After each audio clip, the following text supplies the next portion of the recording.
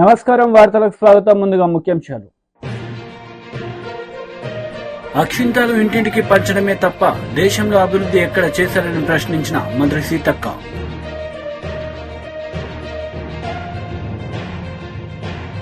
బనగాలపల్లె నియోజకవర్గానికి గాను TDP MLA అభ్యర్థిగా బీసీ జనార్దన్ రెడ్డి శనివారం నాడు నామినేషన్ దాఖలు. రాబోయేది టీడీపీ ప్రభుత్వమే అని ధీమా వ్యక్తం. అక్షంతాలు ఇంటింటికి పంచడమే తప్ప దేశంలో అభివృద్ధి ఎక్కడ చేశారని పంచాయతీరాజ్ శాఖ మంత్రి సీతక్క ప్రశ్నించారు. కాంగ్రెస్ ఆదిలాబాద్ పార్లమెంట్ అభ్యర్థి ఆత్రం సుగుణ గెలుపు కోసం ఎన్నికల ప్రచారంలో భాగంగా శనివారం మంచిర్యాల జిల్లా జన్నారం మండలం రాంపూర్, తిమ్మపూర్, తపాలపూర్ గ్రామాలలో ఖానాపూర్ ఎమ్మెల్యే భోజు పటేల్ తో కలిసి ఎన్నికల ప్రచారం నిర్వహించారు. అక్షంతలు ఇంటింటికి పంచడమే తప్ప దేశంలో అభివృద్ధి ఎక్కడా చూశారని పంచాయతీరాజ్ శాఖ మంత్రి సీతక్క ప్రశ్నించారు. కాంగ్రెస్ ఆదిలాబాద్ పార్లమెంట్ అభ్యర్థి ఆత్రం సుగుణ గెలుపు కోసం ఎన్నికల ప్రచారంలో భాగంగా శనివారం మంచిర్యాల జిల్లా జన్నారం మండలం రాంపూర్, తిమ్మాపూర్, తపాలపూర్ గ్రామాల్లో ఖానాపూర్ ఎమ్మెల్యే భోజు పటేల్ తో కలిసి ఎన్నికల ప్రచారం నిర్వహించారు. ఉపాధి హామీ కూలీల వద్దకు వెళ్లి కాంగ్రెస్ పార్టీకి ఓటేసి ఆత్రం సుగుణను గెలిపించాలని కోరారు. ఈ సందర్భంగా మంత్రి మాట్లాడుతూ కాంగ్రెస్ ప్రభుత్వ సహాయంలోనే ఉపాధి పథకాన్ని ప్రారంభించడం జరిగిందన్నారు. వందలాది మంది నిరుపేదలకు ఉపాధి కల్పించడం జరిగిందన్నారు. ప్రస్తుత బీజేపీ ప్రభుత్వం ఉపాధి హామీ రోజులను 100 రోజుల నుంచి 40 రోజులకు తగ్గించిందని ఆరోపించారు. దేశంలోనే పలు కంపెనీలను ప్రైవేట్ పరం చేసి పెద్దలకు కట్టబెట్టాలని ప్రధాని నరేంద్ర మోడీ చూస్తున్నారని ఆరోపించారు. రాష్ట్రంలో బీఆర్ఎస్ పార్టీ పనైపోయిందని, పార్లమెంట్ ఎన్నికల్లో బీఆర్ఎస్ కు ఒక సీటు కూడా రాదని అన్నారు. ఇచ్చిన హామీ ప్రకారం కాంగ్రెస్ ప్రభుత్వం మహిళలకు ఉచిత బస్సు ప్రయాణం, 500 రూపాయలకే గ్యాస్ సిలిండర్, ఉచిత కరెంట్ ని ఇస్తుందని ఎన్నికల కోడ్ కాగానే మిగతా హామీలు అమలు చేయడం జరుగుతుందని పేర్కొన్నారు. ముఖ్యమంత్రి రేవంత్ రెడ్డి భగవంతుని సాక్షిగా రుణమాఫీ గురించి ప్రకటన చేయడం జరిగిందని, ప్రజలు ఎవరి మాటలు వినకుండా అపోహలకు గురికాకుండా వచ్చే పార్లమెంటు ఎన్నికల్లో చేతిగుర్తుకు ఓటేసి మీ మండల బిడ్డ సుగుణను గెలిపించాలని కోరారు.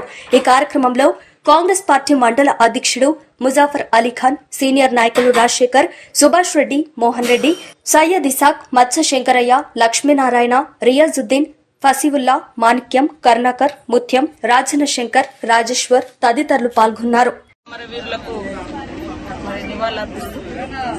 ఈ రోజు ఇక్కడ ఆదిలాబాద్ జిల్లాలోని ఆదిలాబాద్ పార్లమెంటు పరిధిలో ఉన్నటువంటి జన్నారం మండలం ఖానాపూర్ నియోజకవర్గం మా సోదరుడు విడంబొజ్జు గారు, ఇక్కడ స్థానిక మండల నాయకులు అందరం కూడా వివిధ గ్రామాలకు ప్రచారానికి రావడం జరిగింది. ప్రజలలో మంచి స్పందన ఉంది. కాంగ్రెస్ ఏం గ్యారంటీ అని కొంతమంది దుర్మార్గులు దుష్ప్రచారం చేస్తారు. అందుకని ఇక్కడ జరుగుతున్న మేము ఇట్లా వెళ్తుంటే ఇక్కడ జరుగుతున్నటువంటి ఉపాధి హామీ కడివేడు ఉపాధి హామీ చట్టం కాంగ్రెస్ పార్టీ భూమి లేనటువంటి పేదలకు, పని దొరకనటువంటి శ్రామికుల కోసం ఆనాడు యూపీఏ చైర్పర్సన్ గా సోనియమ్మ ఇచ్చినటువంటి చట్టంతో ఈ రోజు ఉపాధి హామీ చట్టం 100 రోజుల పని వర్కులు నడుస్తుంది. ఈ 100 రోజుల పనే వారికి మేజర్ ఉపాధి. మీకందరికి కూడా తెలుసు, గతంలో కరోనా వస్తే హైదరాబాద్ వివిధ రాష్ట్రాలలో చదువుకోవడానికి పోయినోళ్లు, చదువుకున్నోళ్లు, ఉద్యోగాలు వదిలేసి వచ్చినటువంటి వాళ్ళు గ్రామీణ ప్రాంతాలకు వచ్చినప్పుడు ఏం దొరికిందంటే ఉపాధి. కరోనా టైంలో ఉపాధి హామీ పని. మరి మోడీ గారు ఏమిచ్చిర్రు? తాలి బనావో ఏంటి, తాలి బజావో, అదే విధంగా దీపం వెలిగించి, ఈ రెండు తప్ప ఏదైనా మార్గం ఇచ్చిరా. కాబట్టి రాబోయే కాలంలో బీజేపీతో రాజ్యాంగానికి ఎంతైతే ప్రమాదం ఉందో పేదలు చేసుకున్నటువంటి పనులకు కూడా, ఉపాధి హామీ చట్టానికి కూడా తూట్లు పొడిచే విధంగా నిర్ణయం తీసుకోబోతున్నారు. దానిలో భాగంగా ఇప్పటి వరకు 100 రోజుల పనిని 40 రోజులకు తగ్గించిండ్రు. అలా పని వేతనాలు కూడా పెంచడం లేదు. మా రాహుల్ గాంధీ గారు ఆ రోజు ఏదైతే ఉపాధి హామీ చట్టం తీసుకొచ్చిండ్రో ఆ చట్టం ప్రకారం 100 రోజులకు 100 రోజు పని కల్పిస్తూ ప్రతిరోజు 400 కూలీ 100 రోజుల పని కూలీలకు ఇవ్వడం జరుగుతుంది. కాబట్టి దయచేసి రాష్ట్రంలో ఉన్నటువంటి ప్రజలందరూ కూడా ఆలోచించండి. ఇవాళ జరుగుతున్నటువంటి ఎన్నికలు ఒక 2 పార్టీల మధ్యనో 2 వ్యక్తుల మధ్యనో కాదు. ఈ దేశ ప్రజల కోసం త్యాగం చేసినటువంటి ఒక గాంధీ సిద్ధాంతంతో రాహుల్ గాంధీ ప్రజల కోసం, ప్రజల హక్కుల కోసం, పేదలకు మంచి జీవన ప్రమాణాలు ఎదుగుదల కోసం ఆయన కృషి చేస్తున్నాడు. మోడీ గారు కేవలం ఆనాడు కాంగ్రెస్ ఇచ్చినటువంటి అన్ని అసెట్స్, గవర్నమెంట్ అసెట్స్ అన్ని కూడా ఆస్తినంతా కూడా ప్రైవేటు వ్యక్తులకు, దోస్తులకు దోచిపెట్టి రాబోయే కాలంలో మన దేశంలోనే మనం పరాయి వారిగా బతికేటువంటి పరిస్థితి. బ్రిటిష్ వాడు వచ్చేటప్పుడు ఎట్లుండే, వ్యాపారం పేరుతో వచ్చారు. ఇప్పుడు కూడా బీజేపీ ప్రభుత్వం వ్యాపారుల చేతుల్లో ఉంది తప్ప పేద ప్రజల చేతుల్లో లేదు, రైతుల చేతుల్లో లేదు, నిరుద్యోగుల చేతుల్లో లేదు. కాబట్టి మోడీ వచ్చినాక దేశంలో నిరుద్యోగం పెరిగింది. ప్రతి సంవత్సరం 2 కోట్ల ఉద్యోగాలు అన్నాడు, 200 ఉద్యోగాలు కూడా మన ప్రాంతాలకు రాలే. కాబట్టి ఇవన్నీ దృష్టిలో పెట్టుకుని ఒక పేదింటి బిడ్డ, ఒక ఆదివాసీ బిడ్డ, మరి ఇదే ప్రాంతం ఈ జెన్నూరు మండలం నుంచి వచ్చినటువంటి బిడ్డ, సామాన్యురాలు, సాదాసీదా ఒక జీవీవికే టీచర్, ఒక గిరిజన విద్యా వికాస కేంద్రంలో పనిచేసేటువంటి టీచర్ కు కాంగ్రెస్ పార్టీ గుర్తించి రేవంత్ రెడ్డి గారు, అదేవిధంగా రాహుల్ గాంధీ గారు, ఖర్గే గారు, సోనియమ్మ గుర్తించి టికెట్ ఇవ్వడం జరిగింది. దయచేసి ఆమెను గెలిపించి 75 సంవత్సరాల తర్వాత మొదటిసారి ఒక మహిళ పార్లమెంట్ లో ఇక్కడ పార్లమెంట్ అభ్యర్థిగా నిలబడ్డది. కాబట్టి ఒక అవకాశం ఇవ్వండి ఈ సందర్భంగా కోరుతాం. నంద్యాల జిల్లా పరిధిలోని బనగానపల్లి నియోజకవర్గానికి గాను టీడీపీ ఎమ్మెల్యే అభ్యర్థిగా బీసీ జనార్దన్ రెడ్డి శనివారం నాడు నామినేషన్ దాఖలు చేశారు. అనంతరం మీడియాతో మాట్లాడారు. తెలుగుదేశం పార్టీ కార్యకర్తలు, నియోజకవర్గ ప్రజల ఆశీర్వాదం ఉంటుందని చెప్పి కోరుకొని సుముహూర్తంన నామినేషన్ వేశాము. ఏదైతే తెలుగుదేశం పార్టీ ఆశయాల మేరకు తెలుగుదేశం పార్టీ ఈరోజు సంక్షేమ పథకాలు కానీ, అదేవిధంగా వైఎస్ఆర్ పార్టీ వ్యతిరేక విధానాలు ప్రజల్లో బలమైన ఉంది. 5 సంవత్సరాలు అధికారం ఇచ్చిన తర్వాత కూడా వైఎస్ఆర్ ప్రభుత్వం అన్ని వర్గాల ప్రజలను మోసం చేయడం జరిగింది. సంక్షేమ పథకాలే కాకుండా రాష్ట్రాన్ని ఈరోజు ఎక్కడైనా కానీ ఒక ప్రభుత్వం వచ్చిన తర్వాత పరిపాలనలో రాష్ట్రాన్ని ఏదో 19,000 చేస్తారు. మరి ఈ వైఎస్ఆర్ ప్రభుత్వం వచ్చిన తర్వాత మొట్టమొదటనే విధ్వంసంతో మొదలుపెట్టి, అదేవిధంగా కార్యకర్తల మీద దాడులు, కేసులు, అనేకమైనటువంటి అరాచకాలు చేయడం జరుగుతూ ఉంది. రైతులను గాలికి వదిలేశారు. ఏదైతే నిరుద్యోగ సమస్య ఉందో నిరుద్యోగులు కూడా గాలికి వదిలేసి ఆ రోజు జనవరి జాబ్ క్యాలెండర్ చెప్పినటువంటి జగన్మోహన్ రెడ్డి జాడే లేకుండా పోయింది. ఆ రోజు మద్యపాన నిషేధం అన్నారు. మద్యపానాన్ని కూడా ఆ రోజు నిషేధం చెప్పినటువంటి ఒక వ్యక్తి ఈరోజు మద్యపానానికి సంబంధించినటువంటి బాండ్లను కొదువకు పెట్టి నిషేధించే దాన్ని షరతుతో వాడికి పోయి విడతల వారీగా లోన్లు తీసుకొని ప్రజల మీద ఈరోజు భారం మోపడం జరిగింది. ఆ రోజు విద్యుత్ బిల్లులు పెంచనన్నాడు. రాష్ట్రంలో ఎక్కడా లేని, ఏ రాష్ట్రంలో లేని విధంగా విద్యుత్ బిల్లులు, ఆర్టీసీ ఛార్జీలు పెంచడం జరిగింది. అదేవిధంగా ప్రతి ఒక్కరిని కూడా నేను మైనార్టీలను ముఖ్యంగా ఆదుకుంటానని చెప్పి ఈరోజు మైనార్టీలను కూడా గాలికి వదిలేయడం జరిగింది. విదేశీ విద్య కావచ్చు, సంక్షేమ పథకాలు కావచ్చు, రంజాన్ తోఫా కావచ్చు, వాళ్ళకు ఉన్నటువంటి గురులయ్య గారికి ఇచ్చేది కావచ్చు, అదేవిధంగా మసీదుల రిపేర్కి ఇవ్వడం కానీ, పేస్మాములకు, ఇమాములకు ఇచ్చేటువంటి ప్రతి దాంట్లో కూడా మైనార్టీలకు మోసం చేసి గత ప్రభుత్వంలో ఎంతోమందికి రుణాలు కూడా ఇవ్వడం జరిగింది. అందరినీ కూడా సమానంగా చూసేటువంటి ప్రభుత్వం తెలుగుదేశం ప్రభుత్వం. ఈరోజు వాళ్ళు గొప్పగా చెప్తా ఉన్నారు అధికారంలో వచ్చిన తర్వాత చేస్తున్నామని. ఎక్కడ కూడా ప్రజలు ఈరోజు తిరగబడ్డారు. ఫ్యాను రెక్కలు విరిగిపోయాయి. జనమంతా కూడా వెంట పడుతూ ఉన్నారు. ఎక్కడికి వెళ్ళినా తెలుగుదేశం మళ్ళీ ఒక చంద్రబాబుతోనే రాష్ట్రం బాగుపడాలంటే సాధ్యము. అనుభవం గల నాయకుడు రావాలి. ఒక్క ఛాన్స్తో మోసపోయాము, మళ్ళీ మోసపోమని చెప్తున్నారు. ఖచ్చితంగా తెలుగుదేశం పార్టీ అధికారంలోకి వస్తుంది. ప్రజలు విజయకేతం వెలిగిస్తున్నారు. ఈరోజు బనగానపల్లి పట్టణంలో కూడా ప్రజలందరూ కూడా ఎప్పుడెప్పుడు ఎన్నికలు వస్తూ ఉన్నాయి కాబట్టి ఖచ్చితంగా విజయం సాధిస్తామని, అదేవిధంగా చంద్రబాబు గారిని ముఖ్యమంత్రి చేస్తారని చెప్పి కోరుకుంటున్నాము. ఇక్కడికి వచ్చినటువంటి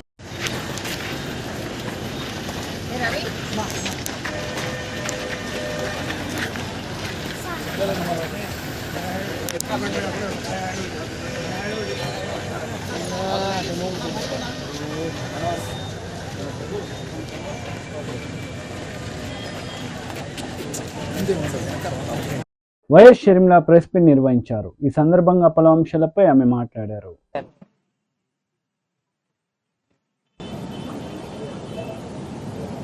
2019లో వివేకానంద రెడ్డి గారు చనిపోయినప్పుడు అప్పుడు చంద్రబాబు గారు ఈ హత్య చేయించారు అని ఏమన్నారు? నారాసుర రక్త చరిత్ర అని మాట్లాడిన వాళ్ళు, సాక్షిలో పెద్ద పెద్ద బ్యానర్లు, సాక్షి ఛానల్లో మారుమ్రోగించిన వాళ్ళు, అప్పుడు ఎలక్షన్లప్పుడు వాళ్ళు మాట్లాడొచ్చు, దాంట్లో తప్పులేదు. ఇప్పుడు 5 సంవత్సరాలైనా న్యాయం జరగకపోతే మేము గొంతెత్తితే అది కూడా ఏదైతే సాక్ష్యాలు ఆధారాలతో సిబిఐ చెప్తుంటే ఆ విషయాలు మేము మాట్లాడుతుంటే మేము మాట్లాడడానికి వీల్లేదు అంటున్నారు. ఇది న్యాయం అవునో కాదో రాష్ట్ర ప్రజలందరూ గమనిస్తున్నారు. జగన్మోహన్ రెడ్డి గారికి ఒక చిన్న రాయి తగిలితే దానికి హత్యాయత్నం అని పెద్ద బ్యానర్ ఐటంగా వేసుకున్నారు. అంటే ఒక చిన్న రాయితో మిమ్మల్ని హత్య చేసేంత ప్రయత్నం జరిగింది అని మీరు చెప్తున్నారు.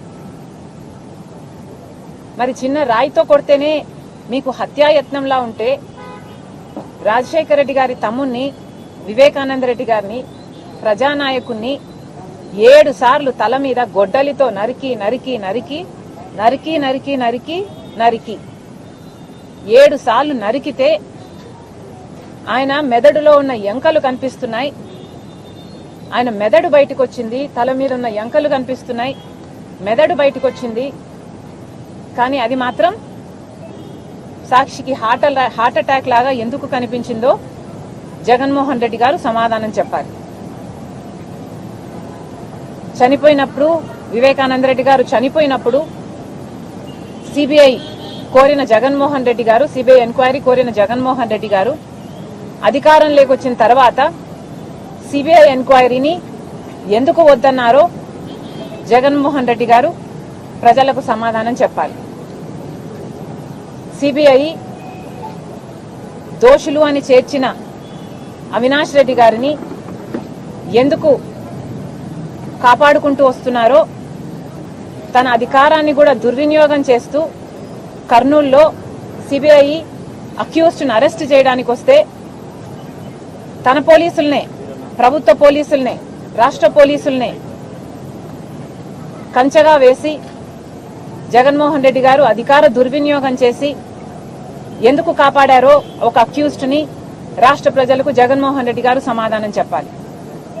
5 సంవత్సరాలుగా మీరు కాపాడడం ఒక ఎత్తు అయితే 5 సంవత్సరాల తర్వాత ఒక అక్యూజ్డ్ని, అది కూడా రాజశేఖర రెడ్డి గారి సొంత తమ్ముడు వివేకానంద రెడ్డి గారిని అతి క్రూరంగా ఘోరంగా చంపించారు అని అక్యూజ్డ్ గా సిబిఐ చేర్చిన వాడిని మీరు ఎందుకు మళ్లీ ప్రోత్సహిస్తున్నారు, ఎందుకు మళ్లీ ఎంపీ టికెట్ ఇచ్చారో రాష్ట్ర ప్రజలకు జగన్మోహన్ రెడ్డి గారు సమాధానం చెప్పాలి.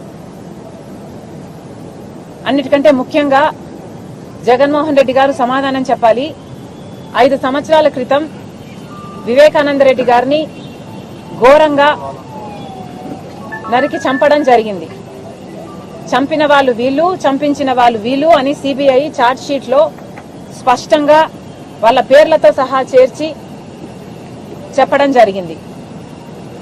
ఇవన్నీ సరిపోవన్నట్టు వివేకానంద రెడ్డి గారిని ఒకసారి చంపించడం సరిపోదు అన్నట్టు ఎన్నిసార్లు వివేకానంద రెడ్డి వ్యక్తిత్వాన్ని మీరు మళ్లీ మళ్లీ ఇంకెన్నిసార్లు చంపుతారో ప్రజలకు సమాధానం చెప్పాలి. ఒకసారి గొడ్డలితో నరికి ఎంత ఘోరంగా చంపారో రాష్ట్రమంతా చూసింది. ఆ తర్వాత గత 5 సంవత్సరాలుగా కనీసం ఒక 500 సార్లు వివేకానంద రెడ్డి గారిని, ఆయన వ్యక్తిత్వాన్ని మీరు మళ్లీ మళ్లీ ఖూనీ చేశారు. ఎందుకు అని అడుగుతున్నాం. పైనేమో కుప్పం నియోజకవర్గ టీడీపీ ప్రస్తుత మాజీ ప్రజా ప్రతినిధులతో నారా భువనేశ్వరి ముఖాముఖి కార్యక్రమంలో పాల్గొన్నారు. ఈ సందర్భంగా పలు అంశాలపై ఆమె మాట్లాడారు. వాళ్ళ కోసం, వాళ్ళ కుటుంబం కోసం, వాళ్ళ బిడ్డల కోసం, వాళ్ళ భావి తరాల కోసం మీరు కూడా గుర్తుంచుకోవాలి.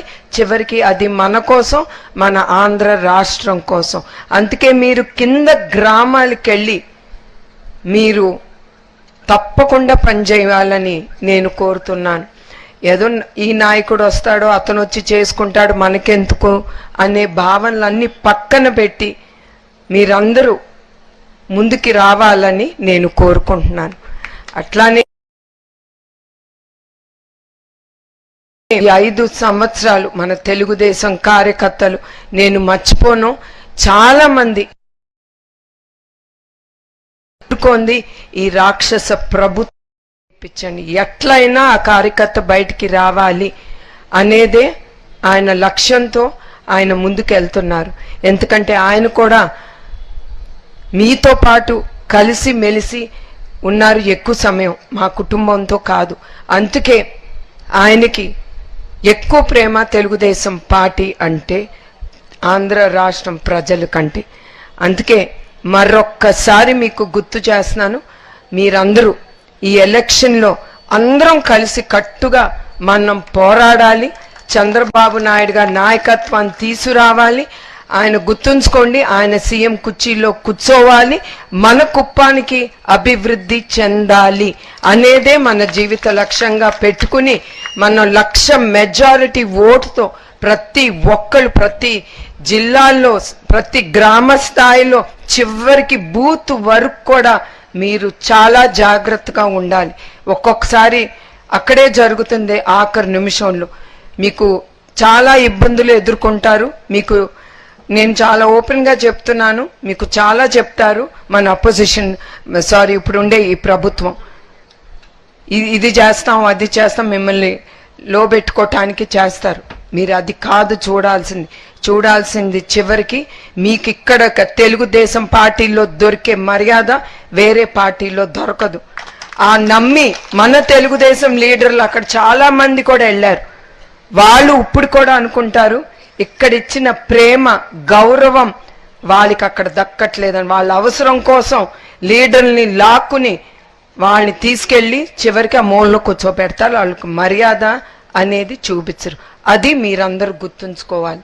చివరికి నేను కోరేది ఏంటంటే మనందరం ప్రతి ఒక్కళ్ళం తెలుగుదేశం కార్యకర్తలు బిడ్డలు అందరం అన్ని అభిప్రాయాలు భిన్న అభిప్రాయాలు అన్ని పెట్టుకుని పక్కన పెట్టేసి మనందరం చెయ్యి కలిపి మనం ముందుకెళ్ళాలి. మన తెలుగుదేశం జెండా పైన రెప్పరెప్పరాడాలి అని మనందరం కోరుకుని మనందరం ముందుకెళ్లాలని మిమ్మల్ని అందరినీ నేను కోరుతున్నాను.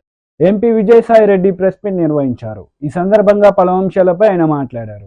మేము భావిస్తా ఉన్నాం, ఒక రాజకీయ పార్టీలో ఒక జిల్లా అధ్యక్షుడంటే 13 జిల్లాల్లో 13 మంది అధ్యక్షుల్లో ఒకరనంటే పార్టీలోనే ముఖ్యమైనటువంటి నాయకుల్లో 13 మందిలో ఒక నాయకుడు. అటువంటి వ్యక్తి ఒక రాజకీయ పార్టీని వదిలి మన పార్టీకి వచ్చారు అని అంటే ఆ పార్టీ ఎంత బలహీనమైంది, మన పార్టీ ఎంత బలపడింది అన్నటువంటిది చాలా స్పష్టంగా తెలుస్తూ ఉంది. ఆయన్ని పార్టీలో స్వాగతిస్తున్నాం. మేమందరం కూడా కలిసికట్టుగా తిరిగి జగన్మోహన్ రెడ్డి గారిని ముఖ్యమంత్రిని చేసుకోవాలి, మా పార్టీని అధికారంలోకి తెచ్చుకోవాలి, మా యొక్క లక్ష్యం 175కు 175 సాధించాలి, 25కు 25 సాధించాలన్న దిశలో మేము ప్రయాణిస్తామని ఈ సందర్భంగా తెలియజేసుకుంటా ఉన్నా. మరొక 2 విషయాలు మీ ఈ దృష్టికి తీసుకురావాలి. అనైతికమైనటువంటి రాజకీయాలు, అవినీతి రాజకీయాలు, ఈ రెండిటి గురించి ఒక్క 2 నిమిషాలు చెప్పి ముగిస్తాం. వేమిరెడ్డి ప్రభాకర్ రెడ్డి గారు 1000 కోట్లు ఖర్చు పెడతారట. పొంగూరు నారాయణ గారు 500 కోట్లు ఖర్చు పెడతారట.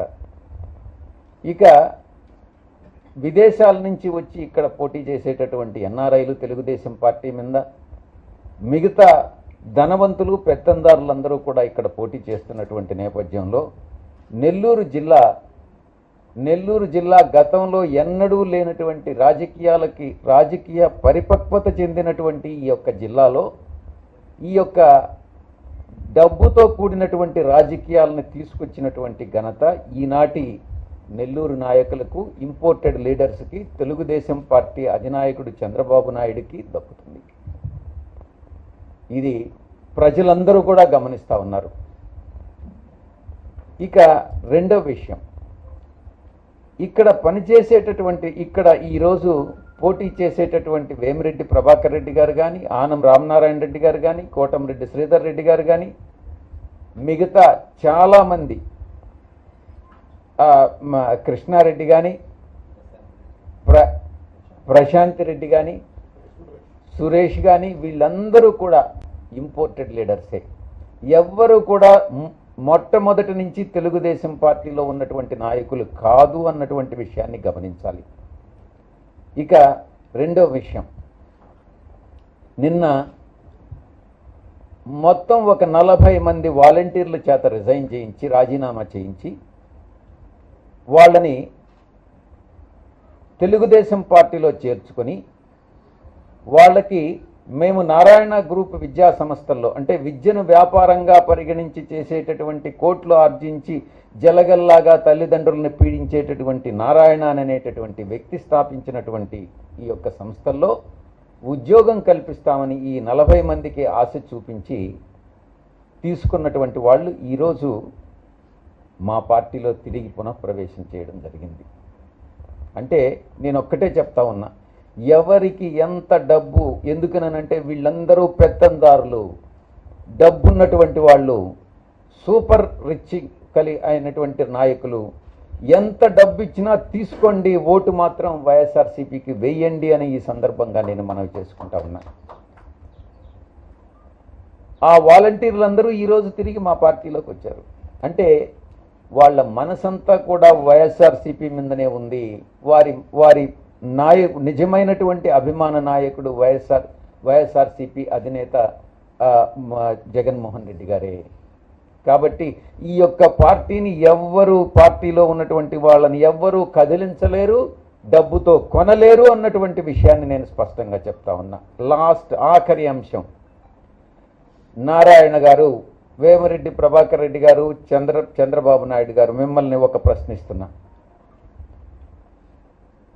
మీరు బీజేపీ మతతత్వ పార్టీ అయినటువంటి బీజేపీతో జతగట్టారు. మేము ఏ రోజు ఏ పార్టీతో కూడా పొత్తు పెట్టుకోలే, పొత్తు పెట్టుకోము కూడానని మేము గతంలో చెప్పాం, ఇప్పుడు చెప్తున్నాం, భవిష్యత్తులో కూడా ఏ పార్టీతో పొత్తు పెట్టుకోము. రాష్ట్ర ప్రభుత్వ ప్రయోజనాల కోసం కేంద్ర ప్రభుత్వాన్ని బలపరిచామే కానీ మేము. వైసీపీ మహిళా నేత వాసిరెడ్డి పద్మ మీడియా సమావేశం నిర్వహించారు. ఈ సందర్భంగా పలు అంశాలపై ఆమె మాట్లాడారు. సరిపోక ఎదురు నిలబడలేక పారిపోతూ చివరికి రాళ్లు రవ్వటం, మారణాయుధాలతో దాడులు చేయటం, బైకులతోటి గుద్ది చంపటం, ఇట్లాంటి అనేక రౌడీ రాజకీయాలకి పాల్పడుతున్నారు అనేటటువంటిది కనపడుతోంది. నిన్న చంద్రబాబు నాయుడు గారు ఆలూరు సభలో మాట్లాడుతూ ఏమంటారండి, ఈ 5 ఏళ్లలో రాష్ట్రం సర్వనాశనమైందట. చంద్రబాబు, మీకు అసలు అభివృద్ధి చేయడం అంటే ఏంటో తెలుసా? మీకు అసలు పరిపాలన అంటే చేయడం అంటే ఏంటో తెలుసా? ఈరోజు ప్రజలు అడుగుతున్నటువంటి మాట ఇది. మీకు పాలన చేతనైతే మీరు ఇంటింటికి ఎందుకు సంక్షేమ పథకాలని గడప దగ్గరకు ఎందుకు అందించలేకపోయారు? వాలంటరీ వ్యవస్థ లాంటి గొప్ప ఆలోచన మీరు ఎందుకు చేయలేకపోయారు?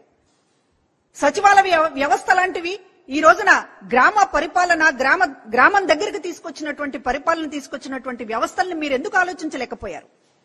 మీకు అసలు పాలన చేతనైతే ఎందుకు ఈ రోజున పోర్టుల్ని డెవలప్ చేయలేకపోయారు?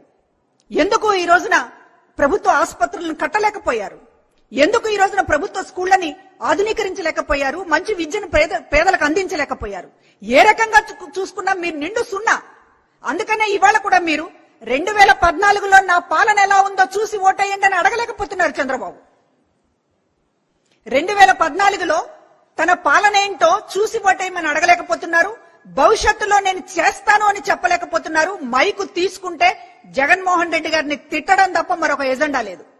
జగన్మోహన్ రెడ్డి గారిని ఆయన పరివారము, ఎల్లో మీడియా ఒక పెద్ద బ్రహ్మాండమైనటువంటి ఒక చిత్రాలతోటి, అభూత కల్పనలతోటి జగన్మోహన్ రెడ్డి గారిని ఒక బూచిగా చూపించేటటువంటి ప్రయత్నం చూస్తే రాష్ట్ర ప్రజలకు నవ్వొస్తోంది. మీ ఎజెండా ఏమిటి అంటే జగన్మోహన్ రెడ్డి గారు ఒక బూచి, జగన్మోహన్ రెడ్డి గారికి సంబంధించినటువంటి ఒక క్రూరత్వాన్ని మీరు ఏదో చెప్పాలనేటటువంటి ఒక తాపత్రయం, పిచ్చి ప్రయత్నాలు ఈ రోజు ప్రజల ముందు మీ డొల్లతనం ఏంటో చెప్తూ ఉన్నాయి. ఎవరైనా పార్టీ పెడితే, ఎవరైనా ఎన్నికల్లో అధికారంలోకి రావాలనేటటువంటి వాళ్ళు మాట్లాడితే మేము అధికారంలోకి వస్తే ఇది చేస్తామనేటటువంటి ఎజెండా మాట్లాడతారు. కానీ ఈ రోజు చంద్రబాబు గాని, కూటమి నేతలు గాని, పవన్ కళ్యాణ్ గాని, మరొకళ్ళు బీజేపీ నేతలు గాని ఎవరు ఈ రోజున ప్రజల ముందుకు వచ్చినా కూడా జగన్మోహన్ రెడ్డి గారిని తిట్టడం తప్ప ఇంకొక ఎజెండా లేదు. ఇంకా మాట్లాడితే చంద్రబాబు నాయుడు గారు ఏం చెప్తున్నారు? నన్ను చూసి కాదు కూటమి చూసి ఓట్లేయండి అంటున్నాడు. 2014లో తన పాలన చూడొద్దంట. అదేవిధంగా చంద్రబాబు నాయుడు గారి అభివృద్ధి ఏమిటో, ఆయన పాలన దక్షత ఏంటో అవేమీ చూడొద్దంట. కూటమిని చూసి ఓటేయాలంట. ప్రశాంత వాతావరణంలో పార్లమెంట్ ఎన్నికలు జరిగేలా పకడ్బందీ ఏర్పాట్లు చేస్తున్నామని కరీంనగర్ జిల్లా ఎన్నికల అధికారి జిల్లా కలెక్టర్ పపెల్లా సత్పతి వెల్లడించారు. 3rd మే నాడు హోమ్ ఓటింగ్ ఫెసిలిటీ వాళ్ళ ఇంటికి పోయి పోలింగ్ పర్సనల్ టీం ఏర్పాటు చేసి వాళ్ళ ఇంటికి పోయి ఓట్ వేసుకోవడం జరుగుతుంది. ఆ తర్వాత ఒక 13 కేటగిరీస్ నుంచి మనకి ఎసెన్షియల్ ఓటర్స్ అంటే ఎవరైనా ఎసెన్షియల్ సర్వీసెస్ అందజేసిన వాళ్ళు ఉంటారు, వాళ్ళకి మనము 12D కూడా ఇవ్వగలుగుతాము. అలాంటి మంది మనకి 15,000 మంది దాకా ఉన్నారు. సో వాళ్ళకి ఫామ్ 12D మనం అందజేస్తాము. ఒకవేళ వాళ్ళు పోలింగ్ స్టేషన్ కి రాకుండా ఇక్కడ 12D యూజ్ చేయాలనుకుంటే ఈ విధంగా యూజ్ చేయొచ్చు 12D. తర్వాత పోస్టల్ బ్యాలెట్స్ కూడా గత సాధారణ ఎన్నికల అసెంబ్లీ ఎన్నికలలో మనకి almost second in the state ఉన్నాం. మనం 8,800 వరకు పోస్టల్ బ్యాలెట్స్ మనము అందజేయడం జరిగింది, మనకి తిరిగి రావడం జరిగింది పోస్టల్ బ్యాలెట్స్. సో ఈసారి కూడా పార్లమెంటరీ కాన్స్టిట్యున్సీ వాటికి చూస్తే 12,000 వరకు మనకి అవకాశం ఉంటుంది పోస్టల్ బ్యాలెట్స్ రావడం. టెస్లా అధినేత ఎలాన్ మస్క్ భారత పర్యటన వాయిదా పడింది. ఈ నెలాఖరులో మస్క్ భారత్లో పర్యటించి ప్రధాని మోదీతో భేటీ కావాల్సి ఉంది. దురదృష్టవశాత్తు టెస్లా వ్యాపార బాధ్యతలు నిర్వహించాల్సి ఉన్నందున భారత పర్యటన వాయిదా వేసుకోవాల్సి వస్తుందని ఎలాన్ మస్క్ ఎక్స్లో పోస్ట్ చేశారు.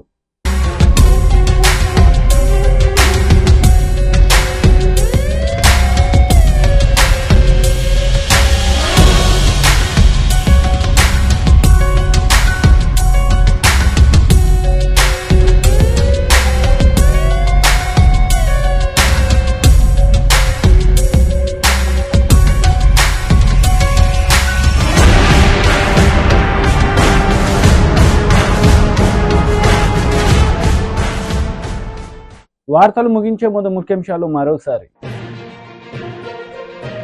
అక్షింతలు ఇంటింటికి పంచడమే తప్ప దేశంలో అభివృద్ధి ఎక్కడ చేశారని ప్రశ్నించిన మంత్రి సీతక్క.